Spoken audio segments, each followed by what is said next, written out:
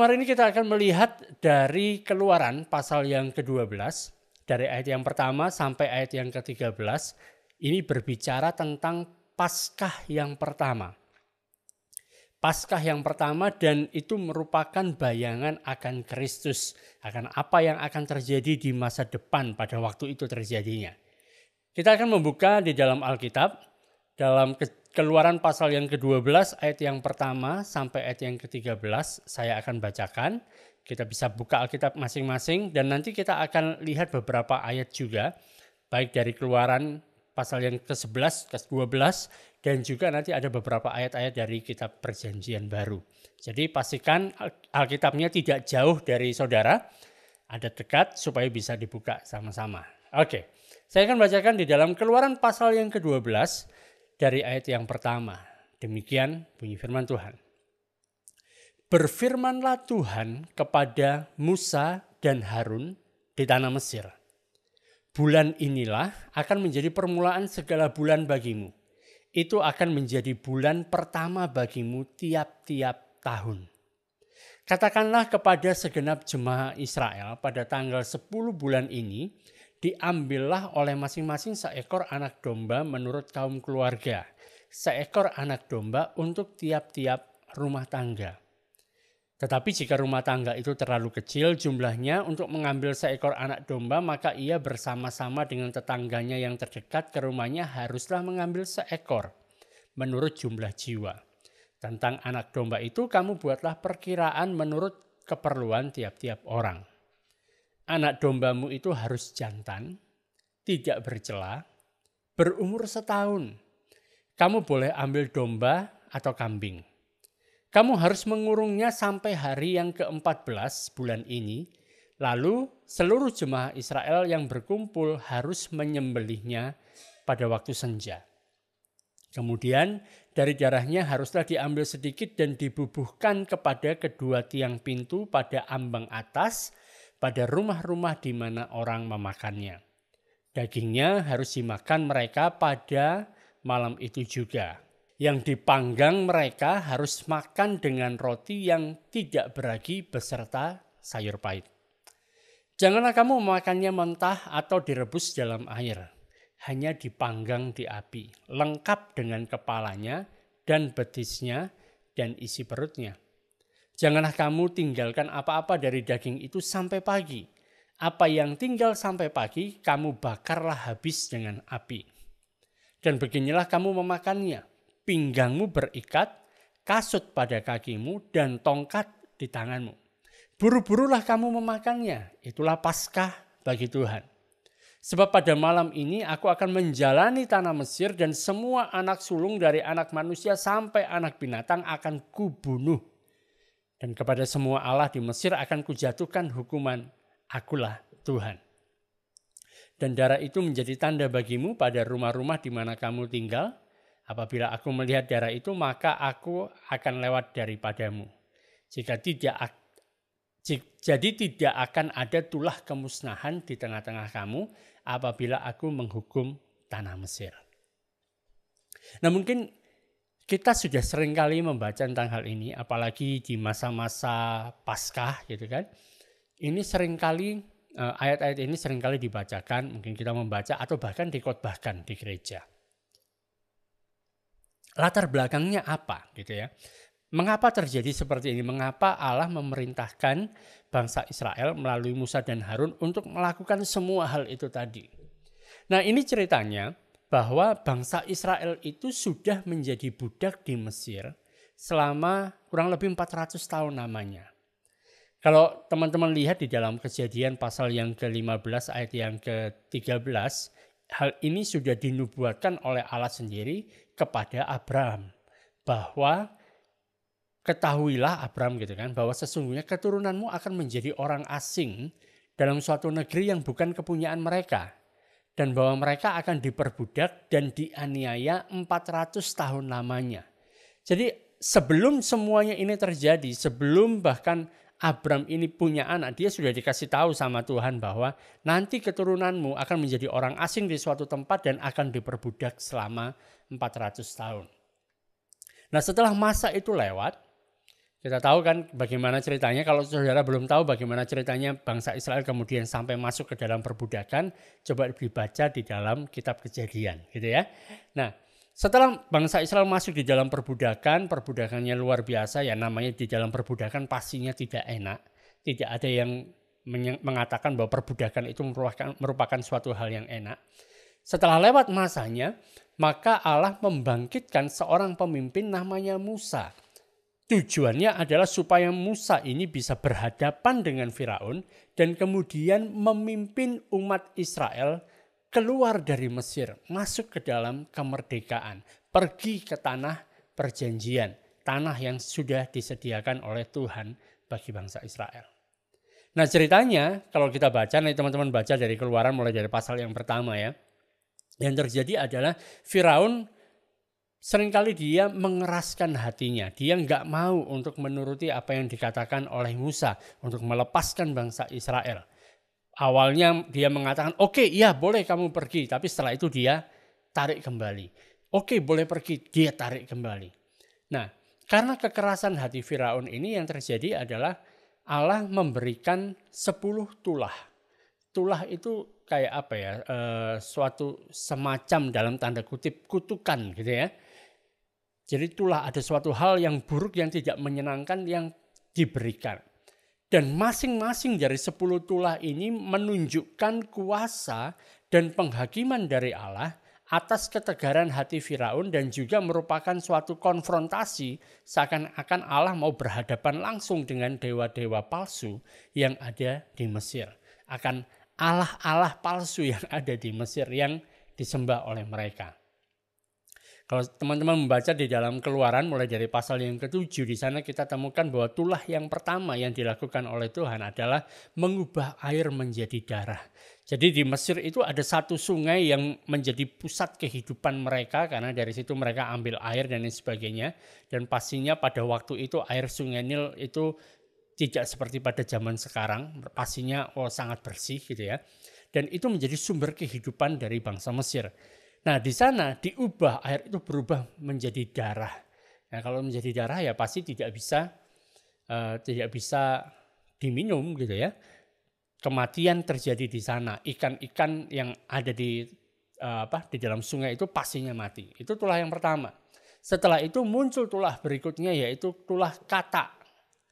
Nah tulah kata, apakah ini kata atau kodok, pokoknya mirip seperti itu. Muncul dan membanjiri, masuk ke semua tempat, ke semua rumah yang ada di Mesir. Mau rumahnya orang biasa sampai masuk ke dalam kerajaan. Di mana-mana penuh dengan kata. Setelah itu muncul nyamuk. Tulah berikutnya nyamuk. Wah nyamuk luar biasa. Nah kami tinggal di daerah di mana dekat tambak, gitu kan, ada dekat tambak ikan bandeng gitu ya. Dan itu pada musim-musim seperti beberapa waktu ini, wah banyak nyamuk. Nyamuk tambak itu kalau menggigit itu sakitnya luar biasa. Bayangkan ini nyamuk penuh di seluruh negeri itu ada nyamuk. Setelah nyamuk, tulah berikutnya adalah tulah lalat pikat. Jadi lalatnya ini banyak. Bayangkan satu lalat aja sangat mengganggu. Apalagi kalau ini lalatnya banyak. Jadi bukan hanya banyak tapi banyak. Berikutnya ada tulah di mana ternak terkena penyakit. Karena semua ternak mati. Ternaknya orang Mesir mati semua. Cuman ternaknya orang Israel nggak mati. Nah, setelah itu muncul ada tulah berikutnya yaitu bisul. Nah, semua orang kena bisul tanpa makan telur yang banyak, muncul bisul menyerang manusia dan hewan. Bahkan para ahli sihirnya Firaun gak bisa tahan dengan bisul-bisul itu. Setelah bisul selesai, muncullah ada hujan es. Gak usah hujan ya, kita dilempar sama es batu aja sakit. Ini jatuhnya dari langit begitu tinggi, pasti jatuhnya wah ngeri.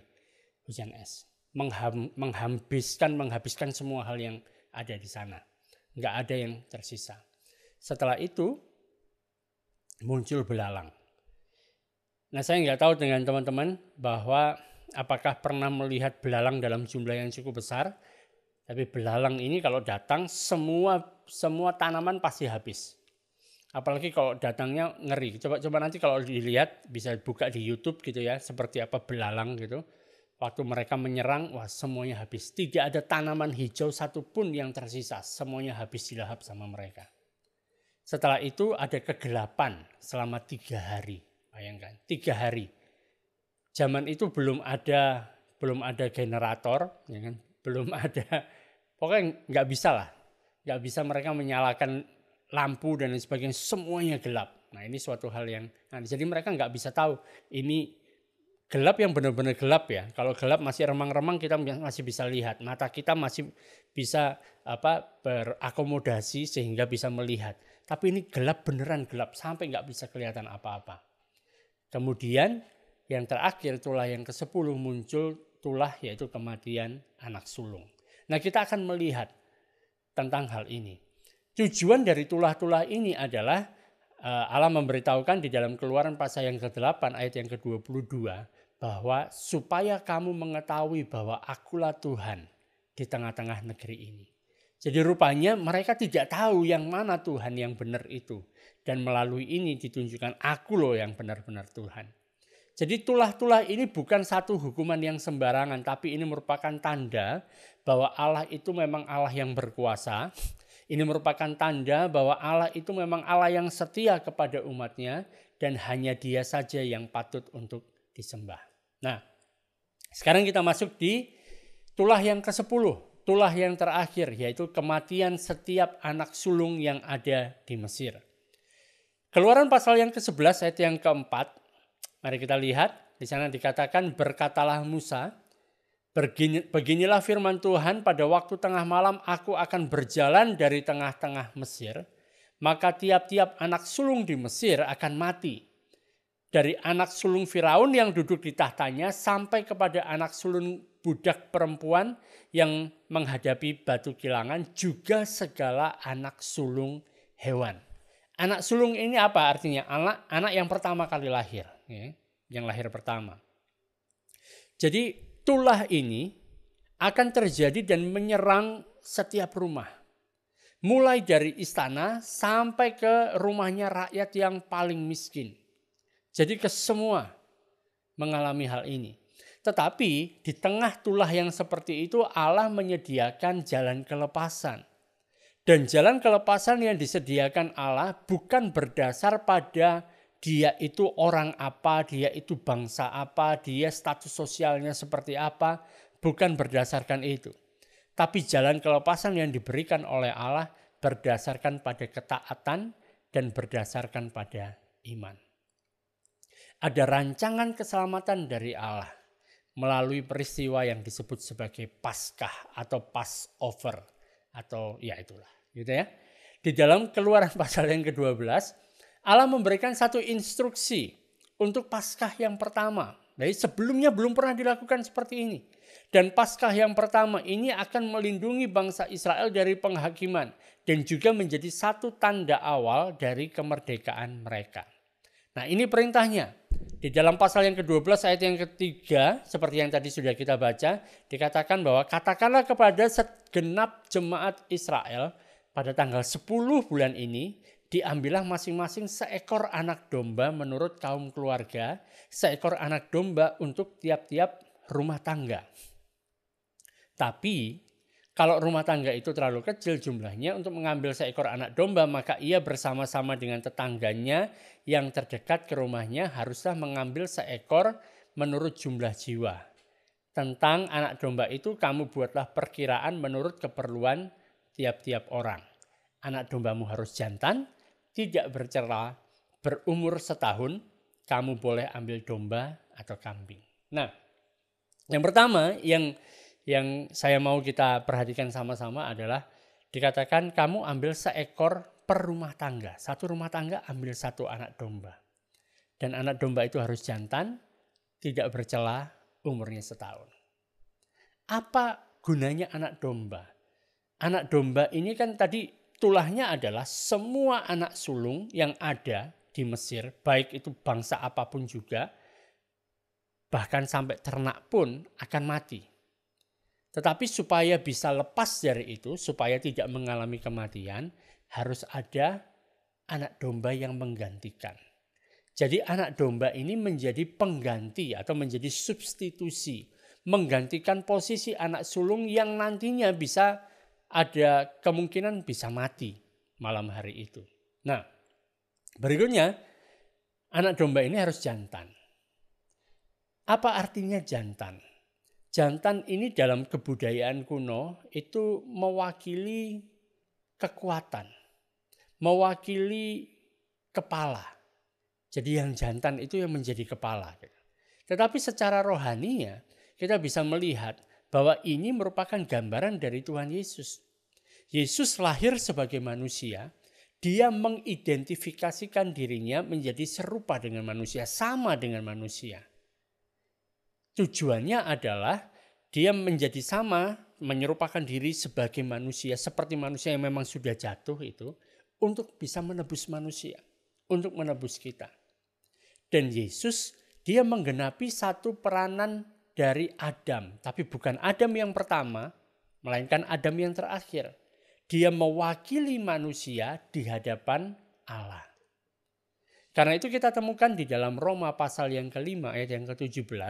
Dikatakan seperti ini. Sebab jika oleh dosa satu orang, maut telah berkuasa oleh orang itu, maka lebih benar lagi mereka yang telah menerima kelimpahan kasih karunia dan anugerah kebenaran akan hidup dan berkuasa karena satu orang itu, yaitu Yesus Kristus. Sebab sama seperti satu pelanggaran semua orang beroleh penghukuman, demikian pula oleh satu perbuatan kebenaran semua orang beroleh pembenaran hidup. Jadi kita dibenarkan bukan karena perbuatan kita. Bukan karena apa yang kita lakukan sepanjang hidup kita bisa melakukan perbuatan yang benar. Yang jelas pasti nggak mungkin bisa. Gitu. Ada masa-masa di mana aku melakukan hal yang benar. Tapi ada banyak masa di mana kita nggak bisa melakukan yang benar. Kalau berdasarkan pada perbuatan kita, habis kita. Dan sama seperti dosa itu masuk karena satu orang. Karena Adam yang pertama. Dosa diselesaikan oleh satu orang. Yaitu Adam yang terakhir sebagai pengganti kita. Dan kembali kepada ayat yang tadi ke dalam Keluaran, bahwa anak domba itu selain dia adalah anak domba jantan, dia juga adalah anak domba yang tidak boleh bercelah. Artinya apa? Anak domba ini harus sempurna secara fisik. Jadi dia benar-benar domba, bukan serigala berbulu domba, tapi beneran domba, anak domba. Kemudian secara fisiknya sempurna, nggak ada yang cacat. Jadi domba itu punya 4 kaki, jadi kakinya benar-benar 4. Dan semua kakinya berfungsi dengan baik, tidak ada yang pincang, nggak ada yang luka, nggak ada penyakit, nggak lagi sakit gitu kan. Matanya benar-benar mata yang memang bisa melihat, pokoknya semuanya sehat. Jadi ini menunjukkan hanya yang terbaik yang bisa diterima oleh Allah. Yang diterima oleh Allah bukan suatu hal yang sisa-sisa atau hal yang lemah atau yang cacat, yang jelek, tapi yang baik. Nah, secara rohani kita bisa melihat bahwa ini menunjukkan kepada sifat alami dari Yesus yang memang tanpa dosa. Dia tidak berdosa, di dalam dia tidak ada dosa, ya. Tapi dia dijadikan dosa karena kita. Dia menjadi anak domba yang tanpa cacat dan tanpa celah dan dikorbankan bagi kita. Surat 1 Petrus pasal yang pertama ayat yang ke-18 dan 19 mengatakan, sebab kamu tahu. Ini bicara kepada kita sebagai orang percaya. Kita tahu bahwa kita telah ditebus dari cara hidup kita yang sia-sia. Kamu telah ditebus dari cara hidupmu yang sia-sia. Cara hidup yang sia-sia itu apa? Apa maksudnya sia-sia? Sia-sia adalah melakukan berbagai macam hal tapi nggak ada hasilnya, itu sia-sia. Ya. Berusaha untuk menjadi benar di hadapan Tuhan dengan kekuatan kita sendiri itu sia-sia, nggak ada gunanya. Dan kita telah ditebus dari sana. Kamu tahu bahwa kamu telah ditebus dari cara hidupmu yang sia-sia yang kamu warisi dari nenek moyangmu itu bukan dengan barang fana, bukan juga dengan perak atau emas, melainkan dengan darah yang mahal.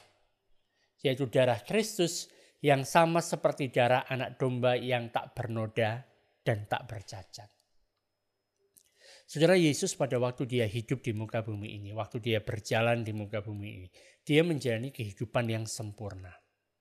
Dia menjalani kehidupan yang beneran kudus, terpisah, gitu. Berbeda dengan orang-orang yang lainnya.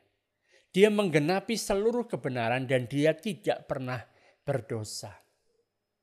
Makanya di dalam surat Ibrani pasal yang keempat ayat yang ke-15 di sana dikatakan kita sekarang punya imam besar. Yesus Kristus menjadi imam besar kita. Imam besar yang kita punya ini bukan imam besar yang tidak turut merasakan kelemahan kita. Sebaliknya sama dengan kita, ia telah dicobai hanya tidak berbuat dosa. Dia mengalami segala macam pencobaan. Dia mengalami segala macam tekanan. Dia mengalami segala macam hal-hal emosional yang kita juga alami. Mungkin memang berbeda dengan kita kan, jenisnya.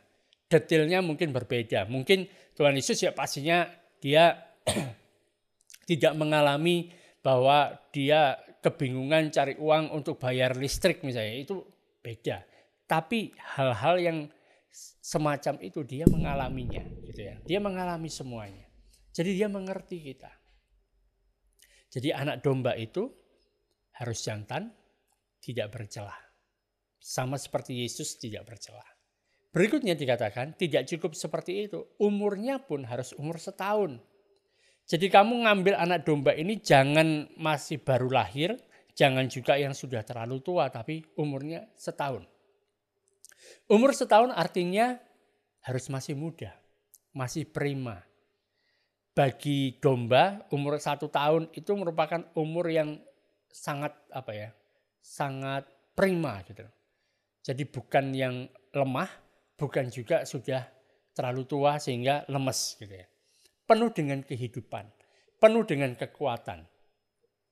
Bukan yang bergerak sedikit kesleo, bukan seperti itu. Tapi luar biasa, umur 1 tahun.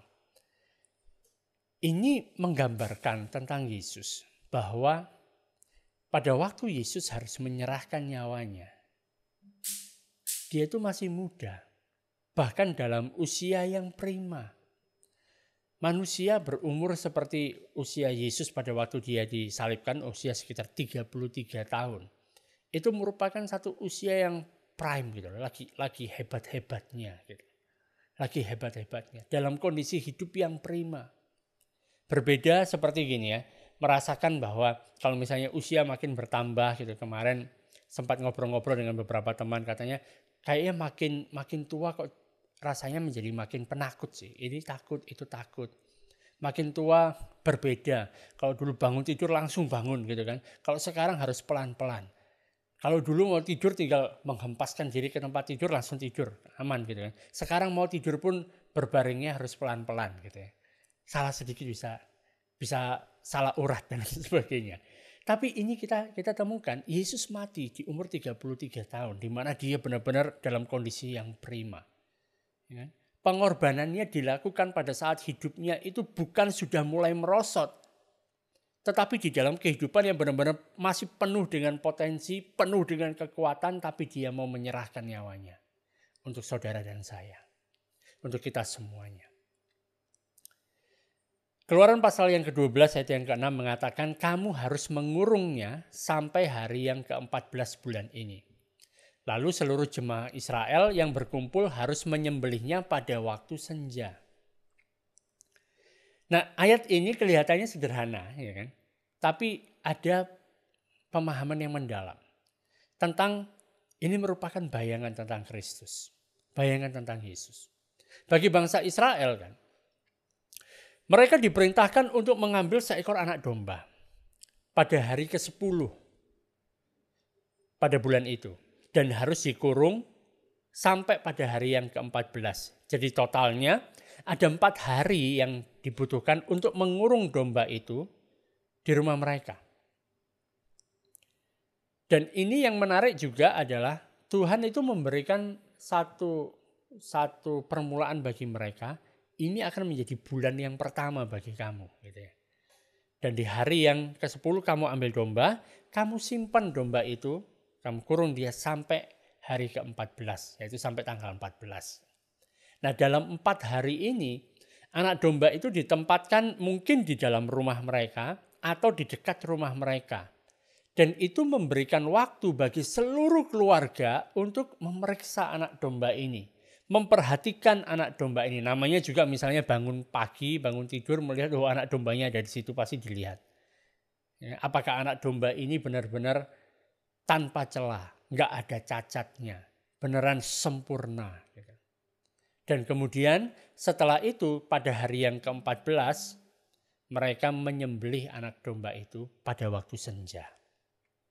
Waktunya untuk menyembelih pun diberikan waktu yang jelas. Nah, bagaimana hal ini menggambarkan tentang Yesus? Yang pertama adalah ini bicara tentang adanya waktu pengujian dan waktu penyataan. Sama seperti anak domba itu diamati oleh seluruh keluarga. Dilihat, diperhatikan, diperiksa. Apakah anak domba ini beneran tanpa celah? Apakah benar-benar sempurna? Kakinya gimana? Matanya seperti apa? Giginya bagaimana? Diperhatikan semuanya. Apakah ada yang cacat atau tidak? Yesus juga diuji. Yesus juga diperiksa. Khususnya dalam beberapa waktu akhir sebelum dia disalibkan. Mulai pada saat dia dielulukan pada waktu dia masuk ke dalam kota Yerusalem. Dia naik di atas keledai di mana orang-orang bersorak, Hosana, Hosana. Artinya selamatkanlah kami gitu ya. Pada hari Minggu Palem itu kan. Dengan mereka pakai daun palem. Hosana, Hosana. Sampai kemudian Yesus disalibkan. Semua orang mereka mengamati Yesus seperti apa Yesus. Bahkan dia diadili oleh para pemimpin agama. Dia mengalami yang namanya pengkhianatan. Setelah itu dia diadili oleh Pilatus. Dan Pilatus sendiri yang waktu memeriksa Yesus di dalam Lukas pasal yang ke-23 ayat yang ke-4 mengatakan, Pilatus ngomong kepada imam-imam kepala dan seluruh orang banyak yang ada di sana, dia mengatakan, aku tidak mendapati kesalahan apapun pada orang ini. Jadi hasil pengamatannya adalah Yesus ini tidak punya salah. Dia nggak punya kesalahan apa-apa. Sama seperti anak domba itu nggak ada celah. Harus tidak bercelah. Hal pertama. Hal yang kedua adalah mengapa harus disimpan selama 14 hari? Ini sama seperti gambaran tentang Yesus bicara tentang kedekatan sebelum dikorbankan. Jadi anak domba itu hidup bersama dengan keluarga, satu keluarga Israel ini, itu hidupnya sangat dekat. Sama seperti misalnya ada binatang peliharaan yang ada di rumah. Jadi selama 4 hari berada di sana, seluruh keluarga ini punya waktu untuk kayak memperhatikan domba ini, menyayangi anak domba ini, kasih makan gitu kan. Tapi kemudian nanti setelah lewat 14 hari itu, di hari yang keempat itu, kemudian mereka harus menyembelihnya. Bayangkan, binatang yang sudah disayang-sayang, yang sudah dipegang-pegang, anak-anak juga mungkin sudah merasa, ini kayak temannya gitu kan, teman bermainnya. Tapi kemudian setelah itu harus disembelih. Pastinya ada satu perasaan yang mendalam. Nah sama seperti itu. Tuhan Yesus juga menjadi pribadi yang begitu dekat dengan umat manusia. Dia berjalan dengan banyak orang. Gitu kan. Dia menyembuhkan mereka. Dia mengajar mereka. Dia mengasihi. Bahkan orang-orang yang tidak dianggap. Orang-orang yang dilihat sebagai orang-orang berdosa. Orang-orang yang dilihat sebagai orang-orang yang ini bukan golongan orang-orang yang baik. Gitu kan. Mereka ini diterima oleh Yesus. Mereka merasakan bagaimana Yesus mengasihi mereka. Ada kedekatan yang terjadi.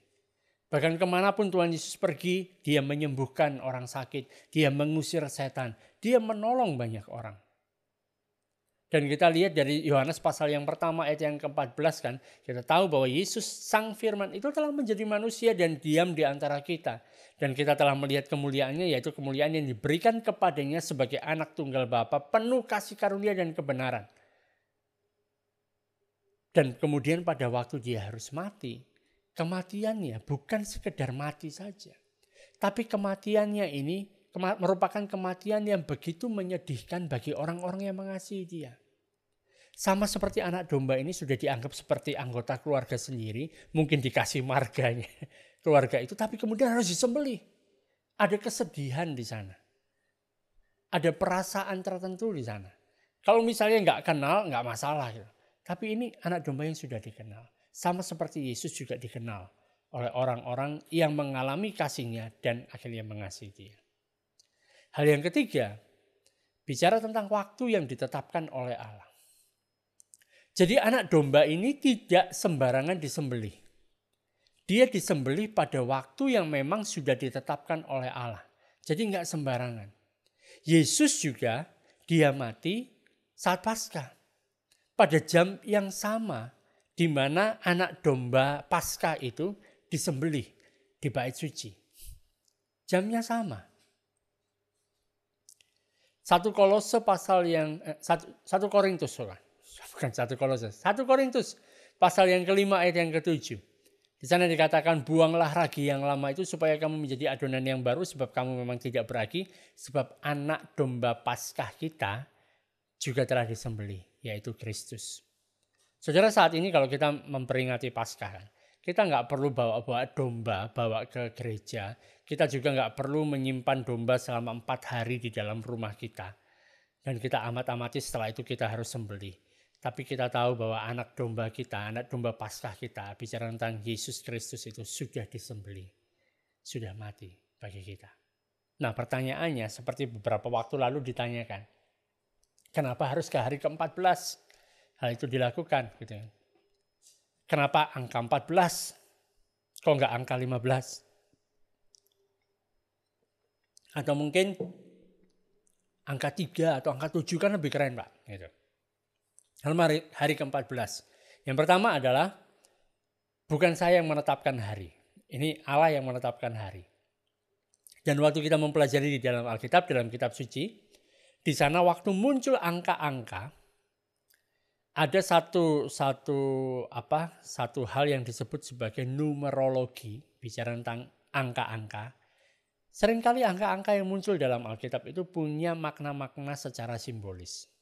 Khususnya kalau angka-angka itu muncul berkaitan dengan waktu yang memang ditentukan Allah. Angka-angka itu muncul dengan masa-masa bicara tentang penebusan, bicara tentang penggenapan, ada artinya. Nah, dari apa yang saya temukan, angka 14 itu seringkali dihubungkan dengan yang pertama kelepasan. Dihubungkan dengan kelepasan, dihubungkan dengan keselamatan, dihubungkan dengan penggenapan janji. Angka 14. Nah, kita mengetahui bahwa 14 itu didapatkan dari 7 kali 2. Ya. 7 kali 2 sama dengan 14. Dalam kitab suci, angka 7 merupakan kesempurnaan atau keutuhan. Simbol atau arti dari angka 7 itu kesempurnaan atau keutuhan. Jadi ada 27, 7 yang berlipat ganda. Karena itu angka 14 bicara tentang kesempurnaan atau pemenuhan rohani yang berlipat ganda. Kalau kita melihat kan misalnya teman-teman nanti baca di dalam Matius pasal yang pertama. Di sana bicara tentang garis keturunan dari Tuhan Yesus. Garis keturunan dari Tuhan Yesus dibagi menjadi 3 kelompok. Masing-masing kelompok ini 14 generasi. Ini melambangkan rencana sempurna Allah sampai kepada Kristus. Jadi kesempurnaan itu bertumpuk-tumpuk. Ini rencana yang sempurna. Nah, berikutnya hari ke-14 itu artinya adalah hari penebusan. Jadi bulan Nisan hari ke-14 adalah hari Paskah pertama dan dalam beberapa abad kemudian menjadi hari di mana Yesus disalibkan.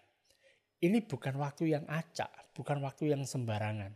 Tapi Allah memang sudah menetapkan suatu hari tertentu sebagai hari keselamatan, sebagai hari penebusan. Keluaran 12 ayat yang ke-6 tadi mengatakan kamu harus mengurungnya sampai hari yang ke-14 bulan ini. Lalu seluruh jemaah Israel yang berkumpul harus menyembelihnya pada waktu senja. Kita temukan juga di dalam kitab Perjanjian Baru. Contohnya ya, dalam Yohanes pasal 19 ayat yang ke-14. Dikatakan di sana hari itu ialah hari persiapan Paskah, kira-kira jam 12. Kata Pilatus pada orang Yahudi itu, inilah rajamu. Kemudian di dalam Lukas 23 ayat yang ke-44. Ketika itu hari sudah kira-kira jam 12 lalu kegelapan meliputi seluruh daerah itu sampai jam 3. Ayat 45, sebab matahari tidak bersinar dan tabir bait suci terbelah dua. Lalu Yesus berseru dengan suara nyaring, ya Bapa, ke dalam tanganmu kuserahkan nyawaku. Dan sesudah berkata demikian, ia menyerahkan nyawanya. Jadi Yesus, dia juga disalibkan pada tanggal 14 bulan Nisan, menggenapi pola hari tersebut. Di waktu senja. Orang-orang Israel pada waktu mereka mau makan Paskah ini, merayakan Paskah, mereka harus tunggu selama 4 hari. Dari hari yang ke-10 sampai hari yang ke-14. Mereka menunggu 4 hari setelah mereka memilih anak domba. 4 hari ini bukan waktu yang sia-sia. Tapi 4 hari ini bisa menjadi suatu waktu di mana mereka melakukan persiapan, mereka melakukan refleksi, dan mereka bersiap sedia, mereka siaga. Bagi kita, Allah mengajarkan bahwa keselamatan itu bukan sesuatu hal yang asal. Keselamatan itu bukan sesuatu hal yang buru-buru. Tetapi keselamatan itu merupakan suatu hal yang memang sudah dipersiapkan Allah sebelumnya. Bahkan kan kalau teman-teman baca di dalam kitab Wahyu pasal yang ke-13 ayat yang ke-8. Di sana kita temukan bahwa anak domba Allah itu rupanya telah disembelih sebelum dunia dijadikan. Anak domba Allah disembelih sebelum dunia ini dijadikan. Kalau saudara lihat memang dalam terjemahan baru tidak terlalu jelas. Coba teman-teman lihat dalam terjemahan yang lainnya. Bahwa di sana dikatakan dalam bahasa Inggris kan, dikatakan bahwa the lamb slain from the foundation of the world. Jadi anak domba ini sudah disembelih sejak pondasi dunia ini. Sejak Allah meletakkan pondasi dunia. Ingat dalam pelajaran yang sebelumnya kita ketemukan di dalam kitab Kejadian pasal yang pertama dalam bahasa Ibrani kata Bereshit, ya kan? Dari huruf-hurufnya, dari Bet, Resh, Alef dan seterusnya itu bicara tentang bagaimana sang anak ini dihancurkan ya, oleh tangan Allah sendiri, oleh tangan Bapa, oleh tangan Allah sendiri, dan itu merupakan suatu awal dari satu perjanjian, menghasilkan satu perjanjian melalui salib. Bicara tentang anak domba Allah itu memang sudah disembelih sebelum dunia dijadikan. Ini kata kitab Wahyu. Jadi ini bicara tentang lambang, saudara. Bicara tentang lambang. Nah, kemudian setelah mereka mengambil anak domba yang jantan, umurnya 1 tahun, tidak bercacat, kemudian anak domba ini harus disimpan, diamati selama 4 hari. Setelah itu dia harus disembelih. Nah, setelah disembelih, anak domba itu disembelih dan kemudian darahnya diambil dan dibubuhkan pada pintu. Keluaran pasal yang ke-12 ayat yang ke-7. Di sana dikatakan kemudian dari darahnya harus diambil sedikit dan dibubuhkan kepada 2 tiang pintu dan pada ambang atas pada rumah di mana orang memakannya. Jadi misalnya ini pintu ya. Ini pintu, ada ambang pintu, jadi dibubuhkan di sini dan di ambang atas. Kasih. Darah memiliki arti bahwa ada kehidupan yang sudah diambil. Jadi bagaimana bisa mendapatkan darah anak domba ini? Ya anak domba itu harus disembelih.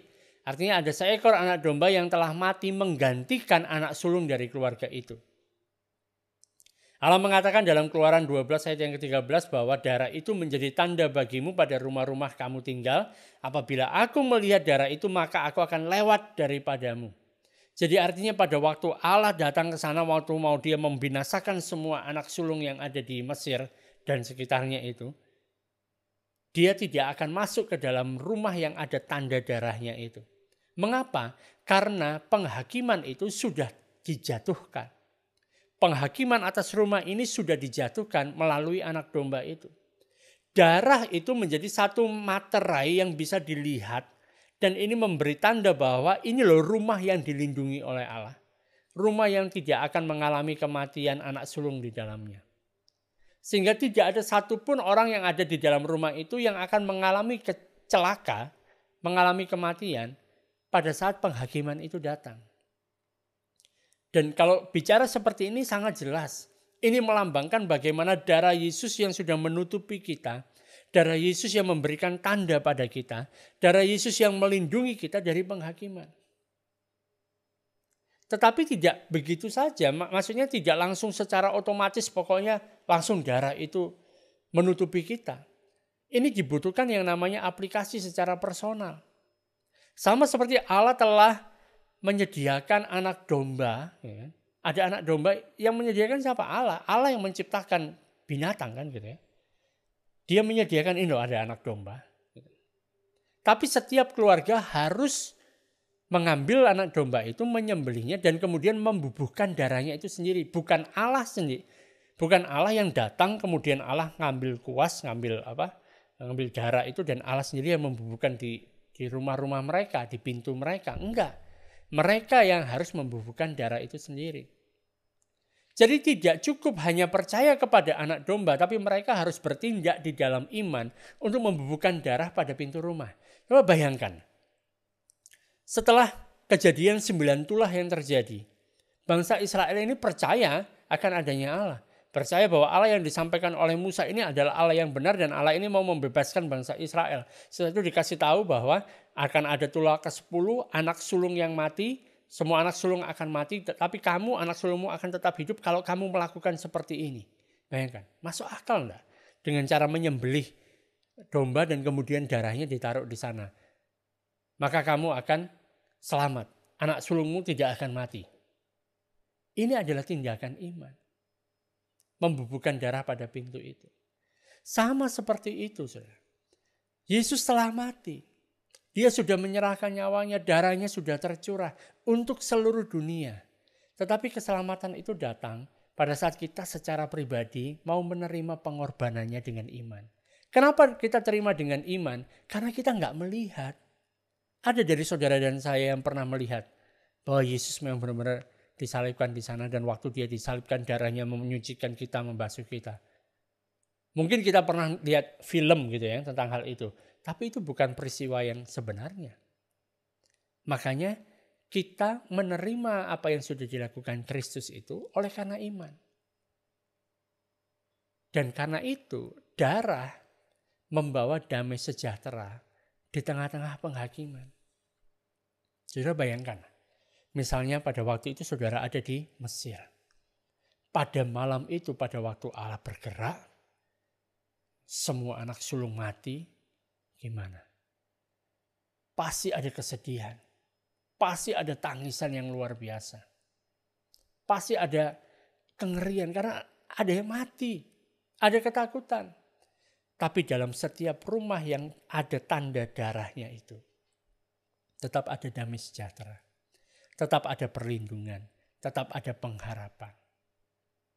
Makanya di dalam Roma pasal yang kelima ayat yang pertama dikatakan sebab itu kita yang dibenarkan karena iman, kita hidup dalam damai sejahtera dengan Allah oleh karena Tuhan kita, Yesus Kristus. Bukan karena kita sendiri. Kita diperdamaikan dengan Allah karena Kristus. Dan darah yang dibubuhkan itu merupakan bayangan dari salib. Dikatakan tadi kan, darahnya harus diambil sedikit, dibubuhkan pada 2 tiang pintu. Jadi kalau ini pintu ya, ini pintu. Ada 2 tiangnya, kiri kanan gitu kan.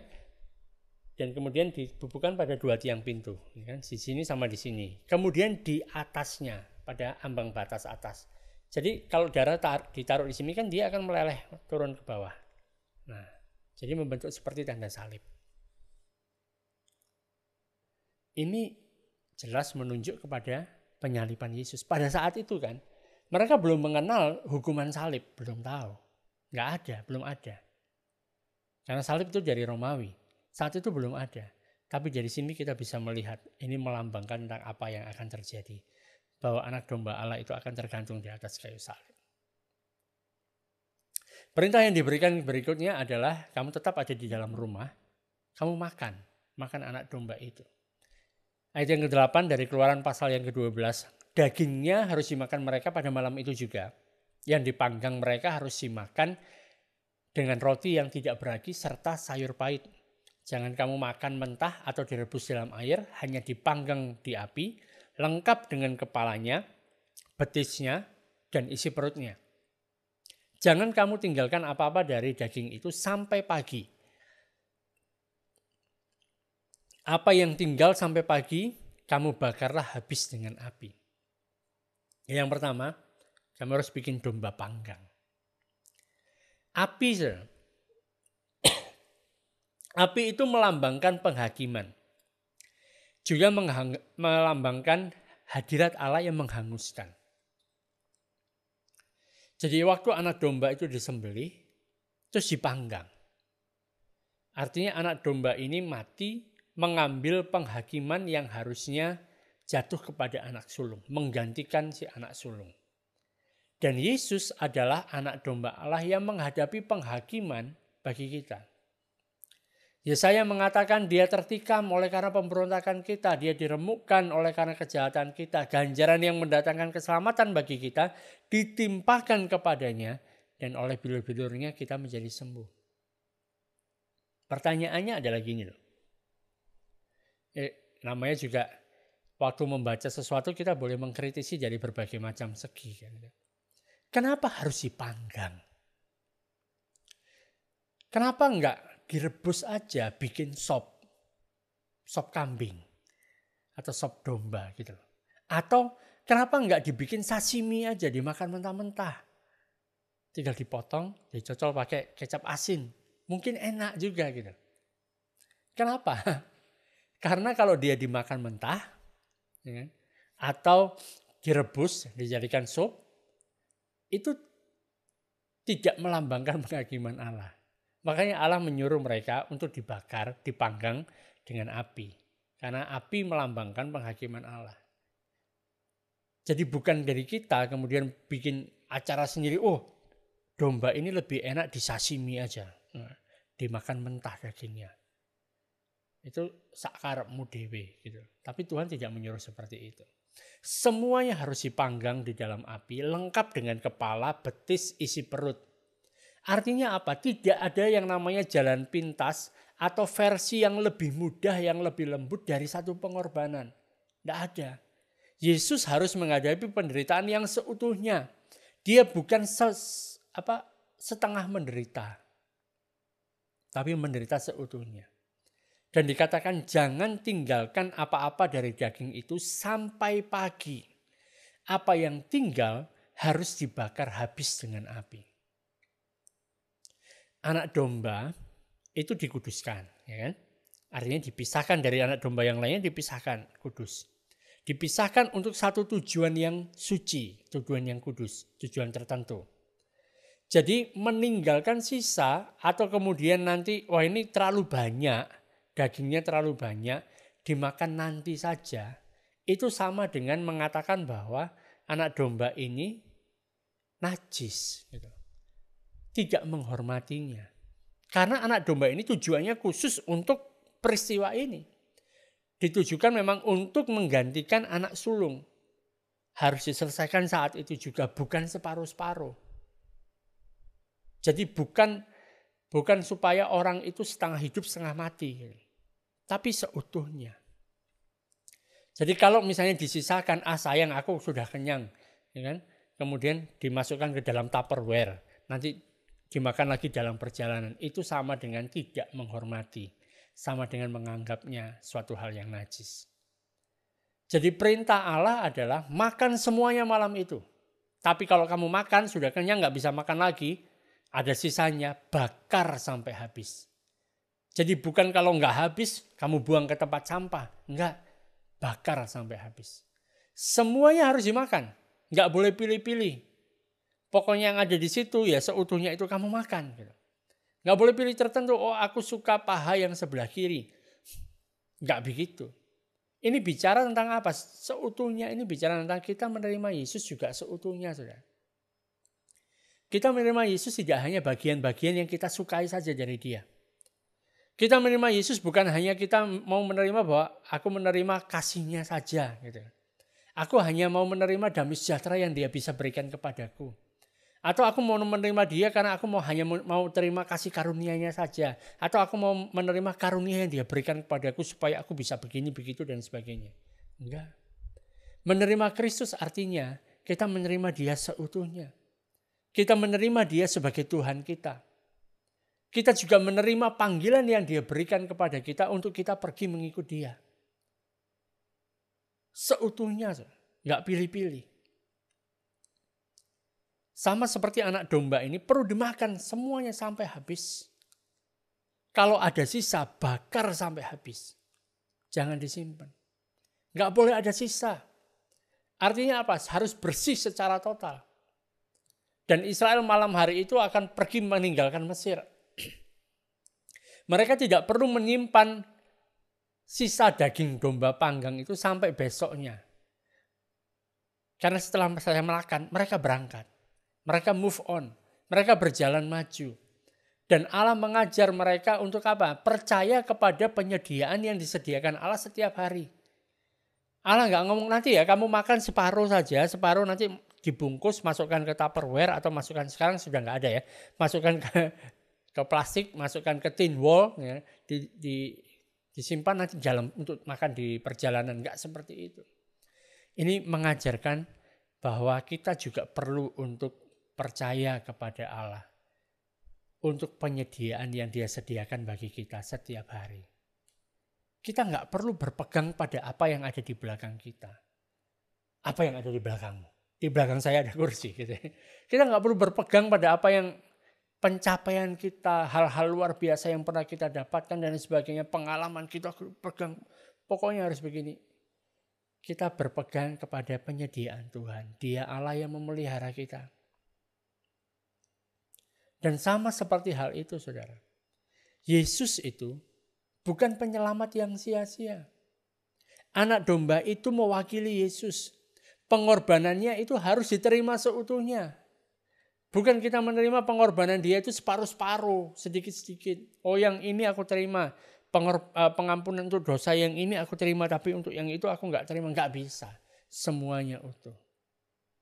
Karena itu jangan kita memperlakukan salib Kristus itu secara sembarangan. Artinya wah untuk nanti aja lah.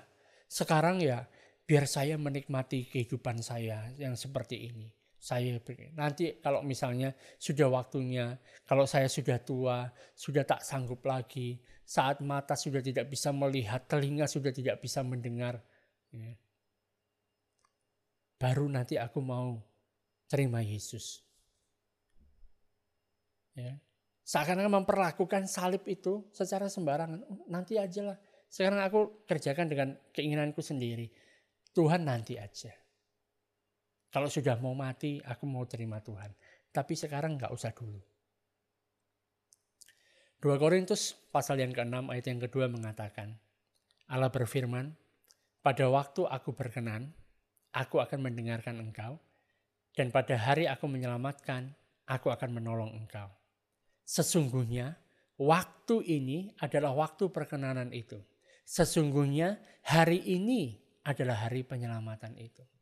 Hari ini. Bukan disimpan buat nanti. Sama seperti kita melihat bagaimana bangsa Israel tidak boleh menyimpan domba panggang itu untuk nanti. Kita juga nggak bisa menerima setengah Yesus atau menyimpan sebagian saja dari dirinya.